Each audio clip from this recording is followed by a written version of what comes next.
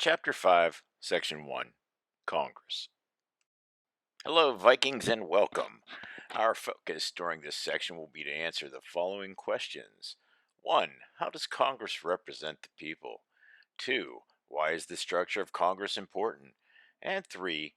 What is the role of Congress in the systems of checks and balances? I want you to be able to keep these questions in mind as we discuss this section. And please refer back to these questions because these are questions that I'll ask you on your exam. At this time, we are going to pause so that you can write the following vocabulary terms that you'll need to know. Number 1, constituents. 2, apportionment. 3, appropriation. 4, impeachment. And 5, oversight. I'll talk about each one of these in the upcoming slides as we go along. Be sure that you do know each one of these, and each of the 5 will be asked on the quiz this week. Congress, the original branch of government under the Articles of Confederation, and the first article under the Constitution, is the group that is tasked with making our laws. These 535 total members, that include both the Senate and the House of Representatives, are men and women of all walks throughout the United States. The picture that you see here is one of the most recognizable symbols of American government, our nation's capital. This building houses two very large chambers and over 500 rooms and has gone through many renovations. This is the seat of our government. If we go back and look at all of our lessons from the Declaration of Independence to the Constitution, then by this point you should have figured out that we, the people, indirectly take part in our government. We do this by voting people to represent us in our daily lives. Similar to the Articles of Confederation, Article 1 of the Constitution created the legislative branch and in doing so specified that the people will choose Congress during regular elections. Now, the members of Congress are somewhat equally divided by the population, and with the 535 total members and a population of over 330 million people, that comes out to one representative per every 617,000 people. Here in Pennsylvania, we have a total of 19 representatives and two senators, which means that the representatives are in charge of roughly one representative for every 631,000 people and one senator for every 6.4 million people. As a constituent or a voter, I have issues that pop up all the time that I'm concerned about. And it can be laws, it can be the turnpike fees, it can be housing issues, and even issues relating to my job as a teacher and having to return during this pandemic, which of course would be what would be known as an economic and health concern. Prior to the pandemic, I would write and discuss to my senator on a yearly basis the need for Sunday hunting in Pennsylvania. Well, this type of interest would be described as a philosophical need, since it's based on my philosophy of hunting. Of course, it took years for our representatives to come around, but they finally did this past year. But it shows you that they have a balance that they have to make and maintain for all the needs of their constituents, the people who they represent, and which could be a country, could be several counties, which would be known as districts, and maintaining a balance for the entire country as well.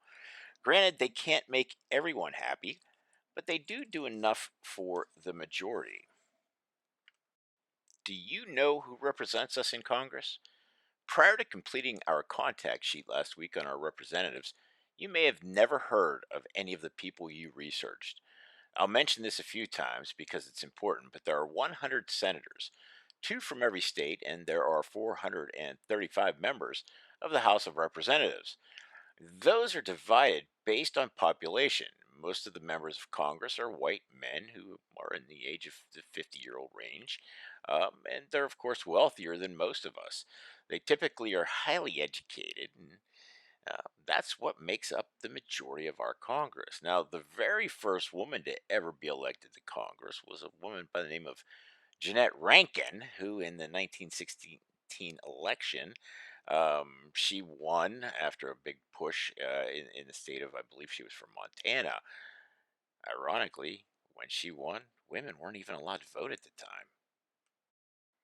Going back to the beginning of the year, we mentioned that our Congress is greatly shaped from that of our English brethren in Parliament. Like Parliament, we have two houses of Congress: the House of Representatives, which is modeled after the House of Commons in Parliament, and then our Senate, which is modeled after the House of Lords from the Parliament. But that necessarily isn't how we got to this point. If you remember, we discussed the Great Compromise. It combined elements of the Virginia Plan, which called for a bicameral or two house legislature, with representation based on state population. And then you had the New Jersey Plan, which proposed a one house or unitary legislature in which all states would be represented equally. So we took that and combined the two together. And starting with the House of Representatives, those members are divided by apportionment, which is nothing more than trying to even out the number of representatives based on the similar population standards. So you're trying to put all the same people evenly between all the representatives. Each state is allotted a certain number of representatives based on the census that is done every 10 years. And of course, 2020 was our last census year, although they halted it in the middle of it. And I'm not sure when they're going to actually continue that census, but the pandemic sort of put a halt to that. Members of the House are elected every 2 years. That means that everyone has to run every 2 years, all 435 members. And this can, of course, prevent people from getting too powerful or stale and can quickly switch the power every 2 years from one party to the other. The Senate's a bit differently, and up until 1913, the Senate was chosen by the members of the House of Representatives. And that all changed with the 17th Amendment when it was decided that the people would vote on senators directly. So you see, you had the House who was doing, they were putting all the senators in, and they could choose who they wanted to as long as they remained in power. So senators in our country are voted into office for 6 years now, but the election sees us only choosing 1/3 of the senators every 2 years. And it sounds complicated, but it shows just how much power we assign to those men and women in the Senate, and possibly the importance that they have in our government because they're always continuously trying to work. And, well, since there's only two senators from every state, you can start to get the picture here of how complicated that can be. Since you were young, we've ingrained in your minds that all the branches of government are equal and each has a set of checks and balances. Of course, I've told you over the past or the course of the year that, quite frankly, the Supreme Court has more power than the other two. But did you know that Congress is the only group that can fund or provide money for our entire government? So each fiscal year, Congress passes an appropriations bill that sets aside money from the government for a specific purpose. And that purpose can be anything from military to education to healthcare, etc. And then if the president requests funds, Congress can withhold money for his requests. But, when it comes to the military, I don't think it would be wise for Congress to withhold funds then, especially if our men and women are at war. Each year, the government spends over $800 billion on the military, which, of course, pales in comparison to the 1.3 trillion the government authorized for COVID relief. And we don't even get that much for education from the government, even though they put such a high importance on it. Now, there are limits. An example is that Congress cannot lower the pay of a president or any judge, federal judge, while they're in office. Another example of a check and balance is the ability for Congress to perform the power of advice and consent, which is a check on the executive branch itself. When the president nominates somebody or makes a treaty, it is the job of the Senate to approve or reject. And you'll hear them say that we're going to have Senate hearings on something or another. And that's when all 100 senators and the vice president get together and listen to this. To approve, 2/3 of the Senate, or 67, must approve whatever they're doing at that time, whether it's a treaty or a person. And you have to look at why this is so difficult. And probably because you figured out by this point, and if you haven't, then I'm going to tell you that you have to get both sides or both parties to agree on some sort of person or treaty, and that isn't easy at all. This past year, we also made history when Congress, again for the second time, tried to impeach Donald Trump. Although successful in the House of Representatives both times, he was acquitted but remains the only president in the history of the United States to be impeached twice. Keep in mind, and you will see this again, all impeachment trials begin in the House of Representatives. And the first president that we ever impeached in this country was a man by the name of Andrew Johnson, who was the 17th president in 1868. He was the one who, of course, succeeded Lincoln. And he believed it was his right as the president of the United States to fire who he wanted to, based off of something called the Office of Tenure Act. But Johnson was ill liked by Congress. Sound familiar?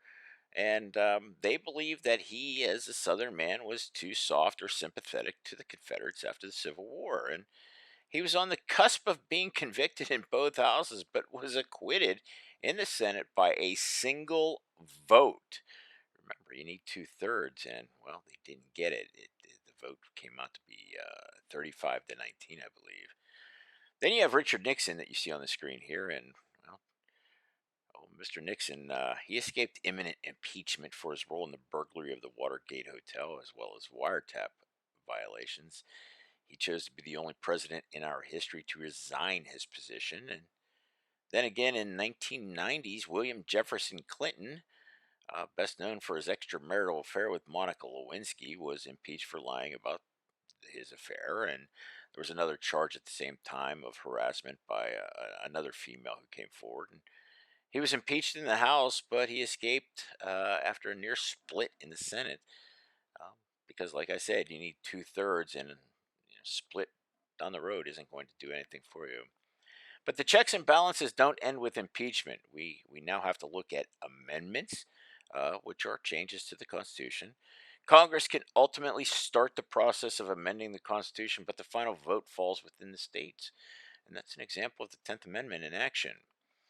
Congress also has the power to override a presidential veto, but for that to happen, it needs two-thirds of both houses to do so. And that means that in the House, 288 members have to vote in favor, and in the Senate, 67. And well, that's a pretty hefty task considering that would require bipartisan support. And well, only 4% of vetoes have ever been overridden in our history since 1789. That's a long time. And lastly, we need to look at the concept of oversight.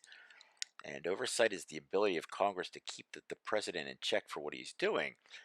Take, for example, the COVID pandemic. President Trump began firing many people in his inner circle, which of course raised an alarm for Congress. And they, of course, called hearings, and they were held, and top officials were sent to Washington to testify on what they knew based on the information they had. And Congress can officially charge people if laws were broken, or they can allow them to testify with immunity, which is basically the freedom to speak without any consequences. Well, that is a lot to learn about, and as you reflect back on what I said, think about how much power Congress has. Did you learn anything that surprised you? And finally, do you think that you would take on this Herculean task as one of our representatives or senators in the future to be able to make a difference? So think about those things. Go back and think about the vocabulary. Make sure you have those filled in, and have a great week, Mount Pleasant.